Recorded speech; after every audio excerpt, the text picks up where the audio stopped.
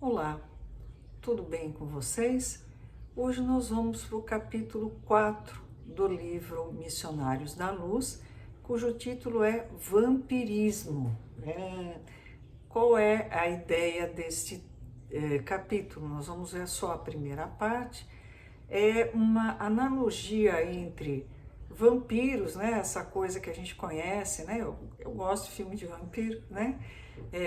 De vampiros, como a gente sabe, de filme, coisa e tal, e o que acontece no plano espiritual. Então, o André Luiz está numa reunião de desenvolvimento mediúnico, o Alexandre é o instrutor de André Luiz e eles vão comentar sobre depois da reunião. A reunião já tinha sido concluída. Se vocês não assistiram, o capítulo 3, são acho que 5 ou 6 partes, né? Assistam, dão uma olhadinha, são 5 partes, acabei de ver aqui. Deem uma olhadinha no canal do YouTube, que tem na playlist, tem esses capítulos, essas partes do capítulo 3, vai ajudar vocês a entenderem o que aconteceu durante a reunião. Aproveitando, não se esqueçam de se inscreverem no canal, ativem o sininho para receberem a notificação quando eu postar mais um vídeo, curtam se gostarem, compartilhem, comentem, deixem sugestões. Sempre que for possível alguma coisa para melhorar, tenham a certeza que eu vou me empenhar ao máximo. Vamos à primeira parte do capítulo 4, Vampirismo. A sessão de desenvolvimento mediúnico, segundo deduzi da palestra entre os amigos encarnados, fora muito escassa em realizações para eles.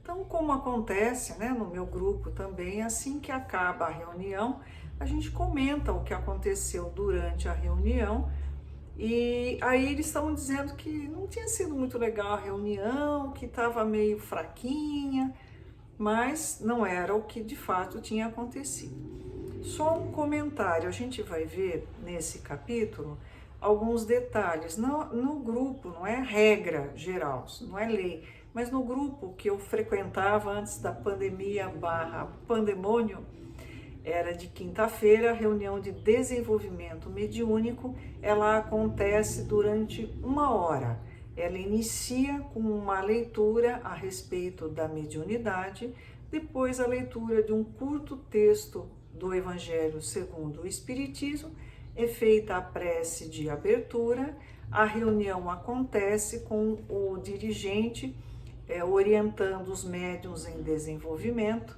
Eu sou uma médium que tem um pouco mais de experiência, então quando há a necessidade eu intercedo trazendo auxílio aos médiuns em desenvolvimento.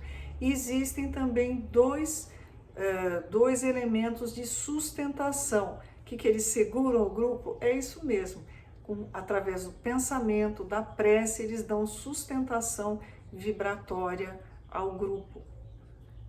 Quando se encerra a reunião, a gente permanece sentados em torno da mesa, onde são momentos onde nós comentamos as nossas dúvidas a respeito de alguma comunicação que aconteceu, a respeito de alguma coisa relativa à mediunidade. É isso que acontece no nosso grupo. Cada grupo tem sua peculiaridade, mas o grupo de desenvolvimento, né, no qual eu frequento, no Templo Espírita da Fraternidade, acontece dessa maneira. Não confundir esses momentos de intercâmbio no final com terapia de grupo, não é isso. É para falar a respeito de dúvidas com relação à mediunidade. Então, os médios sempre, foi fraquinho, isso e aquilo. Todavia, não se verificava o mesmo em nosso ambiente, onde se podia ver enorme satisfação em todas as fisionomias, a começar de Alexandre, que se mostrava jubiloso. A espiritualidade tem um entendimento maior, então eles sabem que o que aconteceu era exatamente o que podia acontecer, o que devia acontecer. e ficam contentes com a possibilidade de trabalho e de auxílio que eles conseguem nessas reuniões. Os trabalhos haviam tomado mais de 2 horas e, com efeito, embora me conservasse retraído, ponderando os ensinamentos da noite, minúcia a minúcia, observei o esforço intenso despendido pelos servidores de nossa esfera. Os espíritos desencarnados trabalharam para Dedéu. Muitos deles, em grande número, não somente ajudavam os companheiros terrestres ou aqueles encarnados, senão também atendiam a longas filas de entidades sofredoras de nosso plano. A gente sabe que de cada espírito que se comunica, que se manifesta através de um médium, ele representa um grupo muito grande de espíritos que também se beneficiam com os esclarecimentos que são prestados a ele. Então, se, por exemplo, uma reunião, teve só 4 comunicações, não, são 4 grupos que foram ajudados durante a reunião. Alexandre, o instrutor devotado, movimentara-se de 1000 modos, e tocando a tecla que mais me impressionara no círculo de observações do nobre concerto de serviços, acentuou satisfeito em se reaproximando de mim. Então, Alexandre estava andando para lá e para cá, trabalha aqui, trabalha ali e tal, viu que Kardec ficou quietinho na dele, aí Alexandre foi, Kardec olhou, André Luiz ficou quietinho na dele, aí Alexandre foi até o André Luiz para conversar. Graças ao Senhor, tivemos uma noite feliz. Muito trabalho contra o vampirismo. Quando Alexandre falou isso, os olhinhos do André Luiz até piscaram, né? Que era o tema que ele se interessava. Era o vampirismo a tese que me preocupava. Vamos entender por que André Luiz está ligado no vampirismo. Vira os mais estranhos bacilos de natureza psíquica completamente desconhecidos na microbiologia mais avançada para a época. Esse livro foi escrito em 1945, André Luiz ficou 8 anos no umbral, ele deve ter desencarnado por volta de 1935. Ele tinha sido um médico na sua última encarnação e tudo o que ele via, ele buscava relacionar com os conhecimentos que ele tinha da medicina da época. E ele tinha visto, no capítulo 3 a gente vê em detalhes, uma legião de corpúsculos, de bichinhos que atacavam os organismos, e ele ficou encasquetado com aquilo. Não guardavam a forma esférica das cocáceas, nem o tipo de bastonete das bacteriáceas diversas. É o que ele conhecia da época, eram os germes da época, como ele conhecia na época, Entretanto, formavam também colônias densas e terríveis.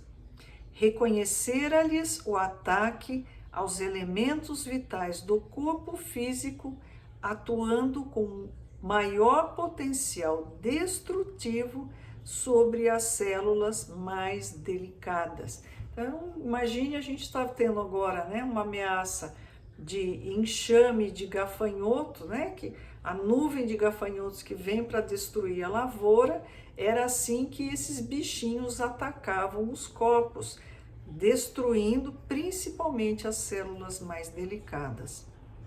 O que significava aquele mundo novo? Que agentes seriam aqueles caracterizados por indefinível e pernicioso poder?